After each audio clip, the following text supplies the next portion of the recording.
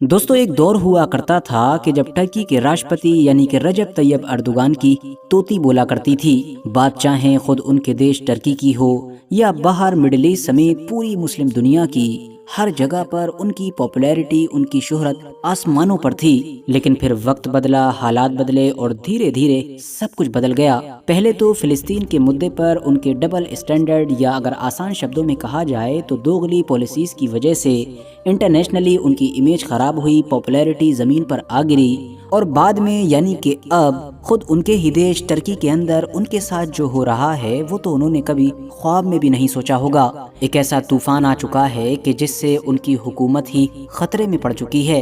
एक ऐसा तूफान खड़ा हो चुका है कि जिसने उनकी उस हुकूमत को ही हिला कर रख दिया है कि जिसको पिछले 20-25 साल में कोई भी लाख कोशिशों के बावजूद हिला नहीं सका था। अब टर्की के अंदर अचानक से ये सब चल क्या रहा है, ये सब समझने के लिए हमको थोड़ा पीछे चलना पड़ेगा। इस कहानी की या आप ये भी कह सकते हैं कि इस बड़ी चिंगारी की शुरुआत होती है 19 मार्च 2025 के दिन से, कि जब टर्की की हिस्टोरिकल सिटी मतलब कि इस्तांबुल के अंदर एक खबर बड़ी ही तेजी के साथ लोगों के बीच फैलने शुरू होती है। खबर ये थी कि खुद इस्तांबुल सिटी के जो मेयर हैं मतलब कि इकरम इमामोगलू, उनको करप्शन और टेररिज्म को सपोर्ट करने के इल्जाम में गिरफ्तार कर लिया गया है। अब यहाँ पर ये चीज़ समझना भी ज़रूरी है कि ये जो इकरम इमामोगलू हैं ये टर्की के बाकी इलाकों के बेशुमार मेयर्स की तरह एक आम मेयर या फिर एक आम नेता नहीं हैं, बल्कि ये तो पिछले कुछ वक्त से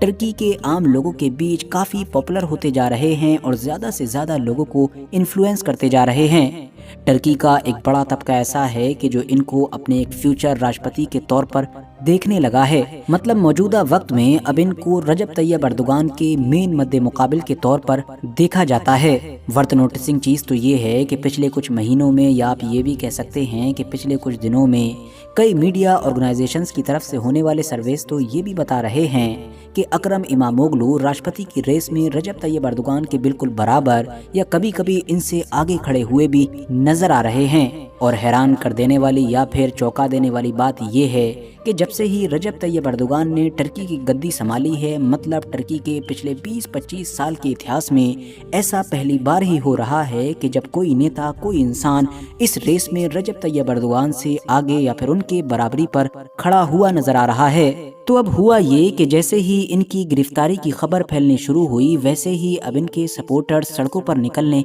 शुरू हो गए। धीरे धीरे इन लोगों ने या इस भीड़ ने एक बड़े प्रोटेस्ट का रूप ले लिया। हालात को बदलता हुआ देखकर हुकूमत ने भी वही किया कि जो आमतौर पर ऐसे हालात में दुनिया भर की हुकूमतें करती आई हैं, मतलब कि आंसू गैस, वाटर कैनन्स या फिर रबर बुलेट्स वगैरह का इस्तेमाल करके लोगों को तितर बितर करने की कोशिशें की गई। और टेम्परेरी लोग इस एक्शन से तितर बितर हुए या नहीं हुए ये तो एक अलग बात है, लेकिन हुकूमत की इस जवाबी कार्रवाई का नतीजा ये जरूर निकला कि ये प्रोटेस्ट अब कम होने की बजाय बढ़ता चला गया। इस्तांबुल तो छोड़ ही दीजिए, बल्कि इस प्रोटेस्ट की आग अब टर्की के बाकी बड़े बड़े शहरों में जैसा कि अंकारा, इजमीर, कोनिया, इन सभी में फैलती चली गई। कुछ यूनिवर्सिटीज इन प्रोटेस्ट का सेंटर भी बन गई। कुछ जगह पर यही प्रोटेस्ट लोगों और पुलिस के बीच होने वाली झड़पों की वजह से वायलेंट भी हो गया। बहुत सारी रिपोर्ट्स में ये दावा किया जा रहा है कि ये रजब तैयब अर्दोगान के पूरे करियर का उनके खिलाफ होने वाला सबसे बड़ा प्रोटेस्ट है।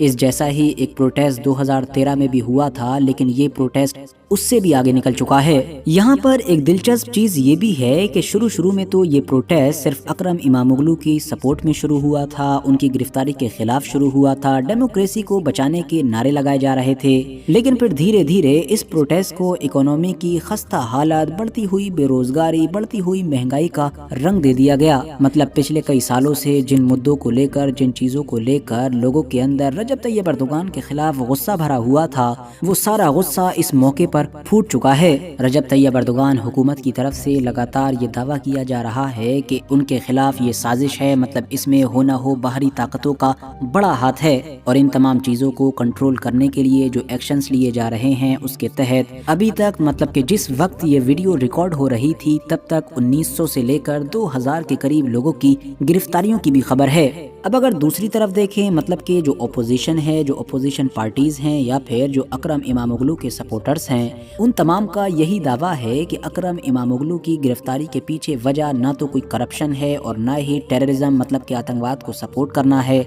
ना ही उन्होंने कोई देशद्रोह किया है, बल्कि इसका मकसद सिर्फ और सिर्फ अपोजिशन को कमजोर करना और उस इकलौते इंसान को ही अपने रास्ते से हटा देना है कि जो रजब तैयब अर्दोगान के लिए आने वाले दिनों में बड़ी रुकावट बन सकता है। लेकिन अब आप में से बहुत सारे लोगों के दिमाग में ये सवाल जरूर पैदा हो रहा होगा कि इतनी ज्यादा पॉपुलैरिटी के बावजूद भी ये इंसान भला रजब तैयब अर्दोगान के लिए कैसे रुकावट बन सकता है, क्योंकि 2023 में जब इलेक्शन हुआ था तो खुद रजब तैयब अर्दोगान ने ही अपनी रैलीज में ये ऐलान किया था कि दरअसल ये उनका आखिरी इलेक्शन है, और अगर वो उनका आखिरी इलेक्शन ना भी माना जाए तब भी तो जो अगला इलेक्शन होगा वो भाई 2028 में होगा, और अभी तो हम लोग 2025 की शुरुआत में हैं। तो भला रजब तैयब अर्दोगान को अपने मेन अपोजिशन लीडर के खिलाफ इस तरह का कोई भी एक्शन लेने की इतनी जल्दी क्या जरूरत हो सकती है। और अगर इन दोनों चीजों को भी इग्नोर कर दें तो फिर तीसरा और सबसे बड़ा सवाल तो ये भी उठता है कि रजब तैयब अर्दोगान तो टर्की के कॉन्स्टिट्यूशन के हिसाब से, वहाँ के संविधान के हिसाब से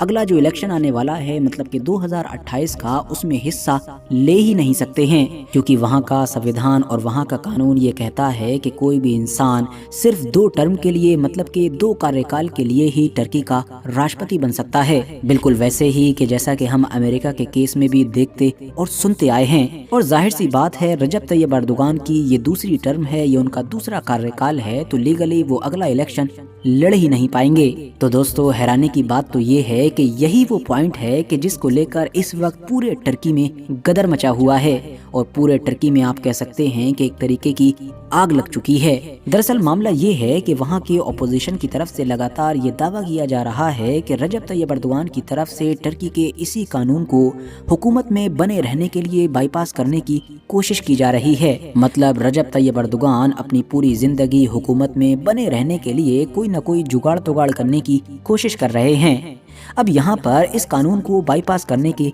2 रास्ते हो सकते हैं। पहला रास्ता तो ये है कि रजब तैयब अर्दोगान वहाँ के पार्लियामेंट के थ्रू एक पूरे प्रोसेस के जरिए से इस कानून में ही बदलाव कर डालें, और जाहिर सी बात है टर्की के अंदर जो मौजूदा राजनीतिक हालात हैं उनमें ये चीज़ पॉसिबल नजर नहीं आती है, क्योंकि रजब तैयब अर्दोगान की पार्टी के पास अकेले ही इतनी ज्यादा ताकत नहीं है कि वो इस तरह के कानूनों में बदलाव कर सके। तो बचा हुआ अब दूसरा और मेन रास्ता, और जिसको लेकर ही इतना ज्यादा गदर मच रहा है, वो ये है कि इलेक्शन पहले ही करा दिए जाएं। हाँ दोस्तों, अगर रजब तैयब अर्दोगान वक्त से पहले ही मतलब 2028 की बजाय 2027 या 26 में ही इलेक्शन करवा देते हैं तो इस हिसाब से वो इस कानूनी दांवपेच से बच जाएंगे, क्योंकि लीगली उनके 2 टर्म्स 2 कार्यकाल पूरे हुए ही नहीं होंगे, और इस तरह से वो अगले 4-5 साल के लिए फिर से टर्की की गद्दी पर बैठ जाएंगे। अपोजिशंस की तरफ से पिछले कुछ वक्त से लगातार ये दावा किया जा रहा था कि अर्दोगान हुकूमत में बने रहने के लिए अर्ली इलेक्शन का मन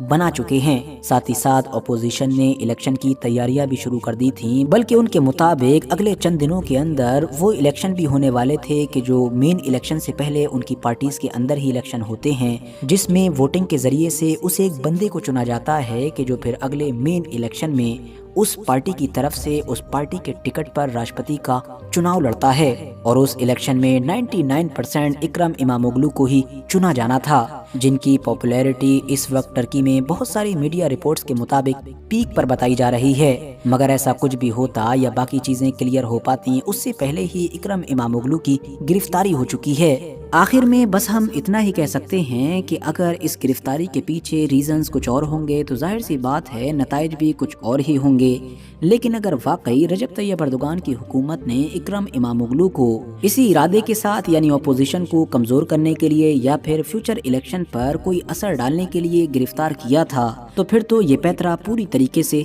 उल्टा पड़ चुका है, क्योंकि पिछले 1-1.5 हफ्ते के अंदर ही इन सारे प्रोटेस्ट की वजह से